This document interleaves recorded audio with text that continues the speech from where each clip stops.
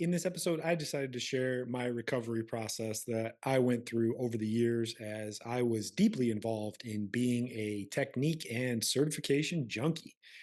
I share the following in this episode: how I got sucked into being a technique junkie, some common misconceptions I had about learning way too many techniques, what finally snapped me out of it, and a decision making system I use to help decide if I want to learn a new technique or get a certification.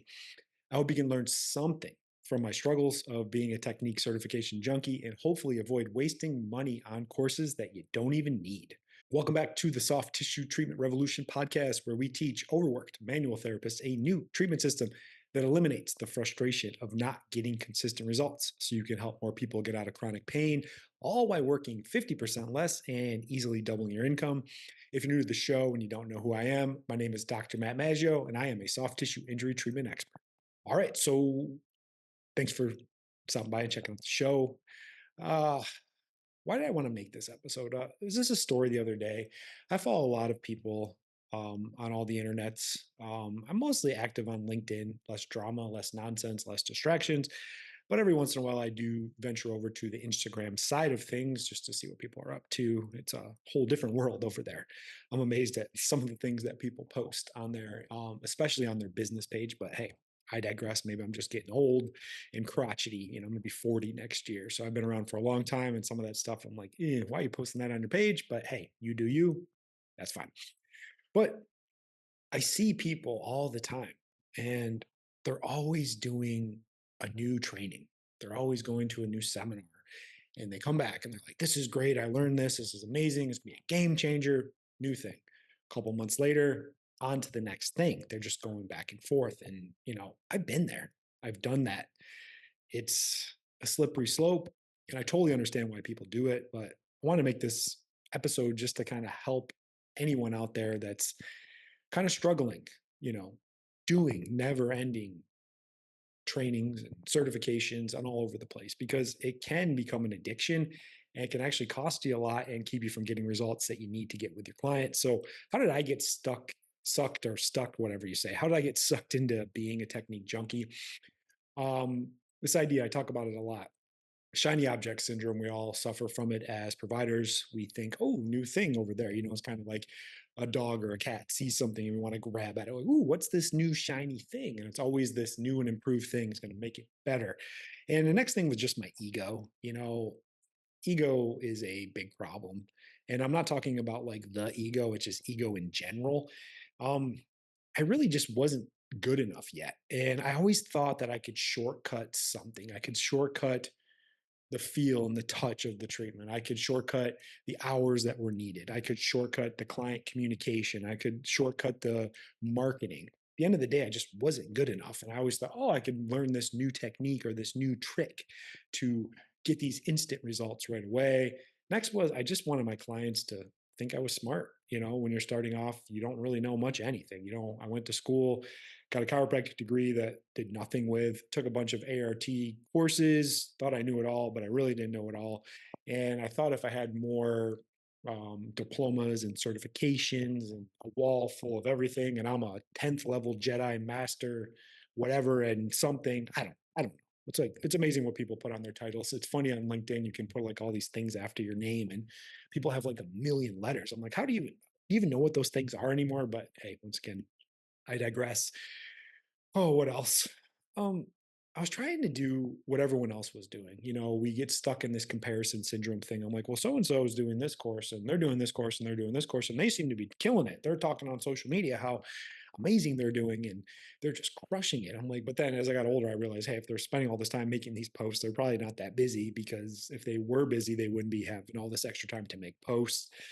Some common misconceptions I had about learning way too many techniques was this idea, and I talk about this a lot, and it really helped change my perspective, is the idea versus techniques versus systems. Techniques, there's lots of them out there. They say, hey, here's what this presents with, treat it this way. It's kind of like step by step as you do it. That does help, but you get to the result, but you don't get consistently. What I realize is you need a full system. You need a system from start to finish, like what questions to ask, what type of clients to go after, how to do test, how to do palpation, how to do treatment, how to explain it, all of that. That is an entire system from start to finish. And also, how do you market? How do you sell it? It's so much more than just some random weekend course where you learn some technique and you blindly apply it. Then I started asking myself a question, and one of my mentors said this to me, very early in my career. He said, "Do you need more tools in your belt, or you just need to sharpen the ones you already have?" Yeah, pretty some deep stuff right there. And then the more I had, the more people I could help, and I wanted to help everyone. You know, that was my thing, is like I had all these tools and I want to try all these things, and I'd spend an hour with a client trying all these different things. I'm like, oh, I learned this and I learned this and I learned that. And the more I had it, the more people I thought I could help. And I wanted to help everyone. And I always say, if you want to help everyone, or you're for everyone, then you're for nobody. And you're just doing a bunch of stuff and randomly throwing things at the wall and hoping that they stick. And then on to the next thing, the next shiny object. And it really took on this idea for me, and I see a lot of people do it, and I get it. You want to be part of something, you want to be part of a brand. And I found myself like being labeled as a certain provider. I'm like, oh, they're going to look at me. Like an example for me was I was an active release technique provider. And I was like, oh, they're going to search for me because I'm an ART provider. I see people like, I'm this type of person. I'm this type of person. It's like, nobody cares. Like, no one really even knows what that is. They just want to know that you can actually fix their problem. But I got put in that label of like, I have to be this provider. I have to be under this brand, under this umbrella, instead of understanding that I need to be my own brand and find my own way and get that conviction that I can truly help the person and do the right treatment every single time. Just a quick break from the podcast, and just a quick reminder, we do have some free training courses available that help you on the journey to becoming a solutions provider and getting to the root cause of the issue, so you can avoid the frustration of not getting consistent results and help more people get out of pain. Links to all that are included in the description of this episode. Now let's get back to the show. So what finally snapped me out of my being a junkie, my addiction to techniques, I realized that I was working way too hard and I wasn't getting consistent results. I started to really understand the difference between systems versus techniques and the importance of having something from start to finish, what to do. I started to realize that it wasn't the training's fault that I wasn't getting results. It was my own fault, because I was never getting good at the depth of the training. I was just kind of doing the surface level stuff. And I just wanted to have that new certificate so I could post on social media and show everyone that I had all these new things and I was the best of the best in the area. And I had everything that you needed. But I became a jack of all trades, master of none. Started also realizing this was a hard one to swallow, but results rule, period. At the end of the day, all that matters is results. We can argue all day about what's the best technique, what's the best treatment, what's this, what's that. Doesn't matter. Results are what rule, period. Because nobody cares about what you do, how you do it. They just care that you can do it and you can fix their problem. I also realized that spending the time and money on all these extra trainings, being away from my clinic, not getting results, was actually not improving my bottom line. And I know this is hard for some of us, and it was hard for me. We're a business. You're a business.